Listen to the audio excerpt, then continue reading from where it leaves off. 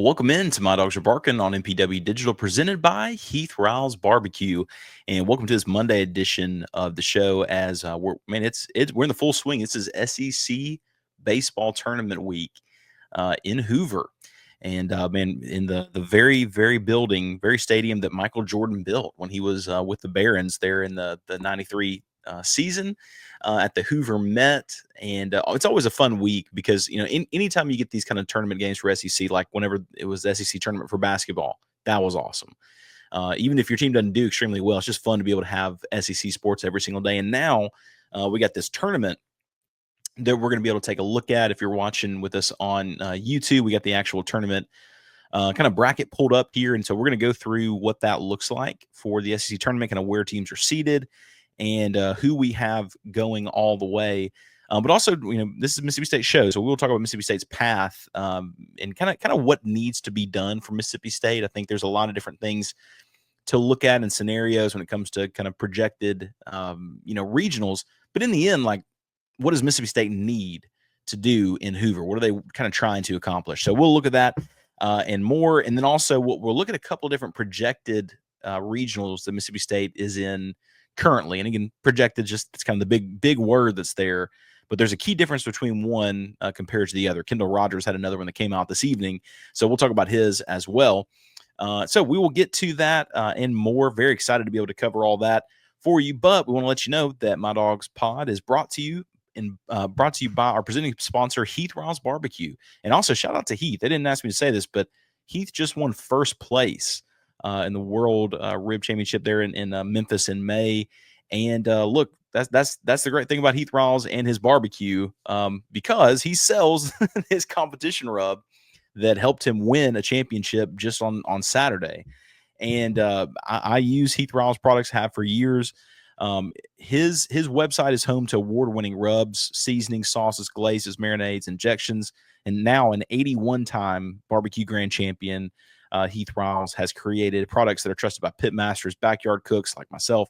This weekend had two sets of ribs going with a couple different of Heath's rubs, and then also had some pork belly on the smoker with some of Heath's rubs as well. And the competition rub got the most votes in terms of what people loved. It's so good. His sweet barbecue rub is really good too, especially of course on pork. But the competition barbecue rub is fantastic. Obviously, the judges agree. They're in Memphis in May, him getting a championship there. But look, just for being a listener of the show, get 10% off. I mean, you can find his rubs all and sauces all over the place. 15,000 retailers nationwide. But if you just are looking to impress someone at your next cookout, Heath has you covered. Grill with confidence, season like a pro. Get 10% off your next order at HeathRilesBarbecue.com. And the promo code, put DAWGS10, DAWGS 10, all together at checkout. Get 10% off. And then cook something up this weekend and impress somebody, man. People are going to be like, geez, you're able to cook really well. In the end, it's all about the season, man. It's all about the season. So always are thankful for Heath and those guys. And congratulations to him for getting that victory. We'll have him on the show here in the next couple of weeks just to talk barbecue. And as we're firing up the smokers and the grills for the summertime. Also, My Dogs Pod is brought to you in part by Arpa's Coffee Bar. They're in Starkville in the heart of the Cotton District. Arpa's is the place to go, man. If you're looking for great food, great drinks, enjoyed in the company of friends and loved ones, Arpa's atmosphere is awesome. It's kind of a vibrant, kind of late night hangout spot, and it's just an awesome spot to be able to have excellent coffee, but also an excellent meal. And look, Starkville's got a lot of great places, a lot of great restaurants to try. Try Arpa's. Arpa's, I've seen it by so many people that have said Arpa's is the best kept secret in Starkville. I'd agree with that because in terms of coffee, great stuff. Food is very unique. It's Venezuelan, really, really good. And here's the deal. Anytime you go, get 15% off just for being a listener of this show. Mention, hey, I'd love the 15% off discount for being a My Dogs Pod listener. Jose and his family, his team will give you 15% off each and every time you go to ARPA. So make sure you do that and let us know how it was, man. Let us know what you enjoyed there. And also, look, several of these guys, Mississippi State played really well this past weekend, and they are continuing to improve as the season goes on, as Justin Parker has kind of taken this team and tried to do well. And look, we don't know where or when Justin Parker will be head coach. It might be Mississippi State, likely not, right? But it might be. But he will probably be a head coach at some point. And right now, he's earned himself a lot of cash just by getting all these wins. By golly, he might even someday be rich. But what does it mean to be rich? Maybe it's less about reaching a magic number and more about discovering the magic in life. Skip Langley is your Batesville, Mississippi, Edward Jones and financial advisor, serving clients in the area and across the state of Mississippi. Count on him for financial strategies that can help you support a life you love. Because the key to being rich is knowing what counts. So contact Skip today at 662-563-9843. And together, you can find your rich. Edward Jones, member SIPC.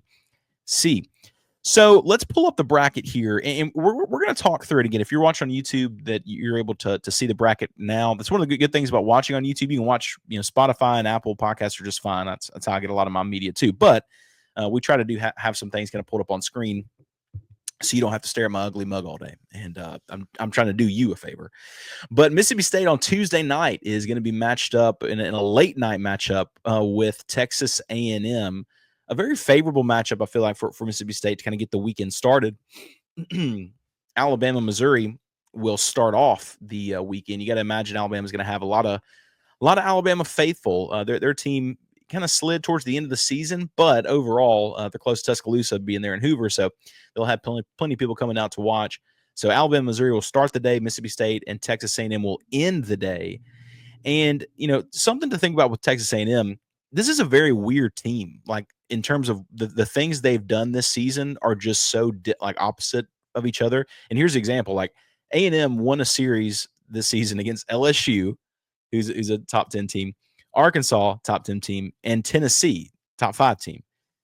And they won those series, and they also got swept in their series against Missouri, who is by far and away, if you were watched any bit this weekend, Missouri is far and away the worst team in the league.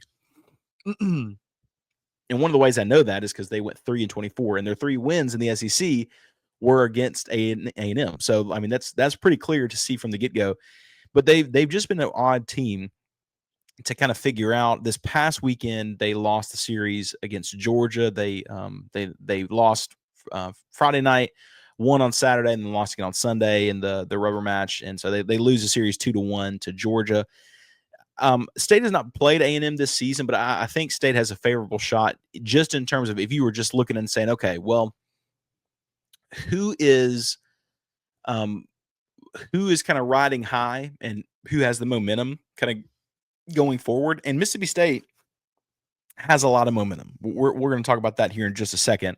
Actually, let's go ahead and cover that. Here's some of the momentum Mississippi State has. Over the last 10 games, Mississippi State as a team collectively is batting .346, has a team average of .346. Really amazing. And I get it. I know they just played Missouri, and Missouri's so bad. That was 3 games. They didn't even play North Alabama, praise the Lord, in their sense. Kind of helps them out from RPI standpoint. But 10 games, State's batting .346, 120 hits, 27 doubles, 108 runs, and 23 home runs. Really remarkable. And this team's ability to hit the long run, and Hunter Hines sets the Mississippi State record, beating out Rafael Palmeiro for his 68th home run. He hit 69 home runs to be able to extend the league. Shout out to Rafael Palmeiro. Shout out to my dad for living a couple doors down from Rafael Palmeiro whenever he was in school back there in the mid to late 80s. My dad will always bring that up. He's like, I was right down the road, right? We're just a couple doors down from Bobby Thigpen and Clark and Rafael Palmeiro. I'm like, yeah, y'all are basically, BFFs at this point. I've always said if I ever meet those guys, they won't care at all, but I'll be like, my dad actually lived right next to you. I'm sure they get it all the time. But shout out to Hunter Hines. But this team can hit the home run really well. This team has 97 home runs this season, which ties a school record, and they have a batting average of .309, which is actually the best since best batting average since 2019, I believe it was. So State has been rolling this season, kind of later in the season as Justin Parker's taken over. So in terms of a momentum standpoint, State's got all the momentum. The question really is, what do you do with your pitchers? Like how many arms do you burn through? You don't want to risk someone getting injured, because the regional is really why you do all this in the first place.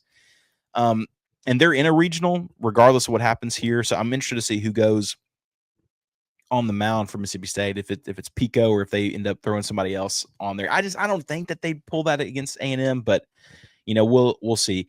I think if State's able to win this game on late Tuesday night, they would advance to play Auburn. Whoever wins this game, whether it's A&M or State, advances to play Auburn. Auburn looked a little rough in their series loss to Ole Miss this past weekend. But that's just from a momentum standpoint. I mean, you could look at it completely and just go, well, I mean, Auburn's still a very talented team, really, really talented. Butch has had them playing well this season, but really slid there that last series. But if State's able to get past Auburn, or if Auburn gets past Mississippi State, the matchup with LSU, which here's the thing from Mississippi State's perspective on this. When you just think about the big picture, what does State need to do? In the end, it's all about seeding. You want a better seed than you are. Any little bit that you can help. And if you're projected right now to be a 3 seed, you need to keep winning to get to 2. If you're a 2 seed, you need to avoid getting eliminated here in the first round, because no more double elimination as they go. So State, if you're Mississippi State and you win 2 games, if you beat Texas A&M, then you beat Auburn and you lose to LSU, I think that's solid. I think that might be enough to lock up a 2 seed somewhere, and that would be phenomenal. I mean, if State's able to go play in a regional somewhere, get a 2 seed, and avoid having to play, one of those harder seeds to begin with, I think you'd be in a good spot. Also, it helps you in the absolute long shot, and I know it's a long shot. It probably would not happen, but on the chance that you get out of that regional and you're a 2 seed, and like the next closest is a 3 seed, you'd be the one that hosts the next round. Again, I think that's a very far-fetched thing to happen, but it's relatively possible. It's just not probable. So, but yeah, if State's able to win 2 games, I think it's great. If you lose 1 game and you lose Tuesday night and you're gone, it's not the biggest deal. Because, again, you're in the regional. You don't have to worry about that anymore. You've helped yourself get to the point where you don't have to worry about that. But I think they need, in terms of what you need to do, winning 2 games, you feel very confident going forward. I think a team that has an opportunity to go on a little bit of a run would be Alabama if they were able to get past the Tennessee. Having Tennessee there is rough, but it's just, that's the beautiful thing about this. It's 1 game. It's all you need is 1 game to be able to get a little bit further on. Ole Miss, another team that's playing really well, and if they win, they go and we'll play Arkansas on Thursday. I believe that is right. Tuesday, Wednesday, yeah, Thursday. So Ole Miss is another team to look out for, because they are they're playing well and hitting the ball very well at this point in the season. But I wouldn't expect State to get too much further than Wednesday, but you never know. But I think 2 wins, you would be thrilled to end the season, like in the regular season like that, go into the postseason and hold down and kind of have a solidified spot there as a 2 seed in the regional. Also, Ace Reese has been so good for State this season. He leads the team in almost every single category offensively, like batting average. I think he's 369. 76 hits, 18 doubles, 21 home runs, 66 RBIs, slugging percentage of .772, and he scored 58 runs on his own. He's been so good. The transfer portal pickups from Mississippi State overall have been really good. It's just so funny to think about where this team was and where they are now. And so we're going to take a pause and hear some messages from Neil and MPW Digital. But when we come back, we're going to look at 2 different regionals that Mississippi State is projected in. And there's one of them, they're a 2 seed. One of them, they're a 3 seed. So we will look at that whenever we come back with this. Kendall Rogers finally released his projections tonight, actually, or Sunday night, for what he is projecting for regional play. But of course, we got to play the tournament games, and then we'll be able to get to see kind of where those are at. But we'll take a quick break and hear these messages from MPW Digital. Then we'll come back and listen to these projected spots for Mississippi State. And I'd love to hear your thoughts on them whenever we return. All MPW Digital podcasts are brought to you by our friends at Parish Brewing Company, located in the heart of Cajun country in Broussard, Louisiana. Parish Brewing Company's simple goal is to make awesome craft brewed beer, and they do it remarkably well. The doctor is introducing their new go-to IPA, Dr. Juice. It's a highly crushable juice bomb, dry hopped with a blend of their favorite hand-selected hops from the Yakima Valley in Washington. Dr. Juice's drinkability is sneaky good, considering it clocks in at 6% ABV. The pour glows a rich cantaloupe hue with a thick frosted haze, soft mouthfeel, an aroma and taste that's full of passion fruit, papaya, and blood orange, making it drink like a glass of freshly squeezed juice. They also have Ghost in the Machine. It's a double IPA brewed with obscene quantities of hand-selected Citra hops from Yakima Valley. Expect pungent grapefruit flavors and aromas, tropical fruit, less harsh bitterness than most IPAs. Again, it's Parish Brewing Company. Wherever you get your beer, check out Parish. Make sure that you look for them, because any beer that you get from Parish is going to be absolutely outstanding. Thank you from MPW Digital. We're brought to you by Easy Hemp Company. Easy is a hemp-infused sparkling water. It's a guilt-free alcohol alternative, a natural way to relax and unwind. It's all natural. Made with real fruit, no added sugar, low calories, gluten-free. One 12-ounce can of Easy has 3 milligrams of THC. With Easy, it's easy to avoid the gummy scare and control your experience. So change the can, not the ritual. It's easy. Visit EasyHempCo.com to view the Easy Finder to find Easy near you. Easy is Farm Bill compliant with hemp derived from THC, CBD extracts. Easy is for people 21 and older. Enjoy responsibly. Welcome back to My Dogs Are Barking, presented by Heath Riles Barbecue. And there's two kind of bigger projections for Mississippi State when it comes to the bracket. Sorry for all the baby stuff in the background. If you're watching for video, my office is where we were almost baby time at the Tucker house, and exciting time. But a part of that, I'm sure several of you fellas have been there much before I have. But part of that is we got stuff all over the place, man. And we're just trying to find spots for everything, and I'm just trying to be a good little soldier, do whatever I'm told. But when one of them is the Eugene Regional. So Mississippi State is projected as the 2 seed in the Eugene Regional, where Oregon would be the number 1 seed, obviously, the 7th overall seed. There, Cincinnati would be the 3 seed, Nevada would be the 4. So that means Mississippi State would end up going against Cincinnati for their first game. Again, that's not a bad matchup. And then kind of move on from there. One of the things is Oregon is I mean, look, they're going to be hosting. Obviously, they're a very good team, but Oregon is claimed to share the Big Ten title, and is that they're the top seed for the Big Ten tournament. And now they're going into the top 8 in this week's field of 64. Oregon is 41-13 overall and 22-8 in the Big Ten, and is number 12 overall in RPI. They're really impressive, 9-1 quad in terms of their record. They're 9-1 in quad 1 games, and so unless they get eliminated early, you feel that they're probably in a good spot to be one of the top 8 teams. So shout out to them. But again, that has Mississippi State currently as the number 2 seed there, and I think that's a good fit with Cincinnati and Nevada being the other 2 teams. Kendall Rogers, however, has Mississippi State in a less fortunate spot. So Kendall Rogers has Mississippi State. Well, I guess it depends on how you look at it, really. Has Mississippi State in the Tallahassee regional. So Florida State being the number 1 seed. They're currently projected as the number 11 overall seed.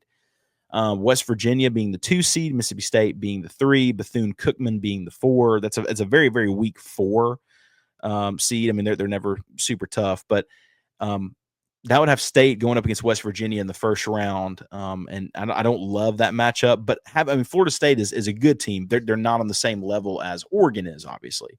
So that's kind of the tough part of where you want to be. And really, let's just be honest, in the SEC tournament, how much is really going to help you unless you just win the entire thing, right? Or unless you get to the championship game. If you win, 4 games, is that going to project you anymore? If you're state, you want to be as solid as you can in a 2 seed, as opposed to being on that 3 line. I mean, in the end, you're going to have to play a 2 seed anyways. Like, what's the huge difference, right? The biggest difference is you'd be the better team, and you're not having to go up against as good of a team if you were a 3 seed, because you'd be facing the 2. But in the end, this is kind of the reason why you do it. And state's getting hot at the right opportunity at the right time, and people are starting to talk about Mississippi State as not how they were talking about them earlier on. Right, earlier on, there's a lot of discussion about Mississippi State that was not positive whatsoever. A look around the league in terms of other SEC teams: Texas as the number 1 overall seed, not a huge surprise. Tennessee, or probably Arkansas as the number 1 in the Fayetteville regional, number 2 overall seed. Vandy as the number 3 overall seed, being hosting the Nashville regional. Georgia hosting the Athens regional, the number 5 overall team. Auburn is the SEC Invitational. Auburn as the Auburn regional, 6th overall team. LSU 7th overall team, Baton Rouge regional. Scrolling up, Tennessee is the 2 seed in Atlanta, going up against Georgia Tech. Oklahoma is a 3 seed in Fort Worth. Ole Miss in Hattiesburg, and this is another spot where Mississippi State might end up being. Ole Miss in the Hattiesburg regional as a 2 seed. Southern Miss being the 1, of course. And then Alabama being a 2 seed in Clemson.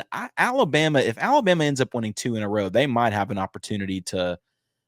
They're going to push as hard as they can, obviously, to get to be able to host one in Tuscaloosa, but they'd have to do some good stuff in Hoover to get a chance there. And then lastly, to finish the SEC, Kentucky has the 3 seed in the Coastal Carolina, Conway, South Carolina regional. So SEC sprinkled all throughout. And just in case you're curious, Kansas State is the team that took Mississippi State's spot in the Oregon regional if they do not reach there. So very interested to see where things go this week. Oh, sorry, I almost forgot about Florida. Who could forget about Florida? Florida is currently projected to be the number 2 overall seed in the let's see, is the Fayetteville? No, in the Chapel Hill regional. So overall, the SEC is all over these regional tournaments, just like usual. But you're looking at the top seeds, the 7. Yeah, that's absolutely insane. 7 of the top 8 that are hosting are SEC teams. The only team that's not out of that top 8, I think, is North Carolina. Unbelievable. Yeah, we'll see how things go. I'd love to hear from you. Let us know in the comments below, or also let us know on Twitter. It's just at MyDawgsPod. Make sure you follow us there. But what does Mississippi State need to do? Here's the good news: they don't have to get a win in order to be in the regional. It seems like they're pretty solidly in, which is great. We weren't having that conversation weeks ago. We were talking about missing everything entirely. Things are a little bit different now. Mississippi State does have an opportunity to help kind of boost their resume to kind of get into one of those spots. Let me know. And also, let me know, do you have thought on Mississippi State's next head coach? Do you have a thought? I know there's many people that are saying just anybody but Justin Parker. Is it Virginia's coach, or is that still kind of a big thing that, people are wanting, is to make sure they have him, which now that I look at it, I don't even know where Virginia is slotted in this thing. I know they were sliding throughout this year. Yeah, so I'm not gonna comb through and look at all those things. But is it Virginia's coach? Like, where's the talk kind of coming from? I know that Winowski, Oregon's head coach, is a guy that some people are interested in. Hey, you might have a front row seat to be able to see what Oregon can do. And what he can do in particular there in the Eugene regional. So I think it'd be great for State if they're able to not be in Eugene. Instead, we're able to be in, like, the matchups are pretty favorable, but you're so far away from home. If you're in Hattiesburg, unless there's a funny ticket situation, as there has been in years past, you'd at least be able to have some of your fans out there. In Eugene, not a lot of folks are taking the direct flight from Starkville to Eugene. mainly because there's not one. But I remember people were talking about recruiting at Oregon and what they do in the past, because there's no there's no direct flight into Eugene. And so whenever you go on recruiting visits, they would do all these special kind of ways to get people to go kind of fly in and take like a helicopter. So it looked really cool. And on the visit, it was neat. But then when families started to really think about, and they wouldn't in the moment because everything looked cool in NIL, but then we started to think like, wait, how am I going to get here on a regular trip to get to go see him? Because you really got to go out of your way to get to Eugene. I was just thought that was so funny. And also, like, I would love to be able to see what it's like being on a recruiting trip, and depending on where you are, like in Tuscaloosa, I was out running on the strip downtown, and Nate Oates, Alabama's a basketball coach, was just driving a golf cart with several recruits, some of the transfer portal recruits in there. And it's just, it's chill, but like, this is Alabama's basketball coach. There's not a ton of things to do in Tuscaloosa, but like, you're rolling down the strip looking cool. Like, what does that kind of thing look like in Starkville? What does that look like at Ole Miss?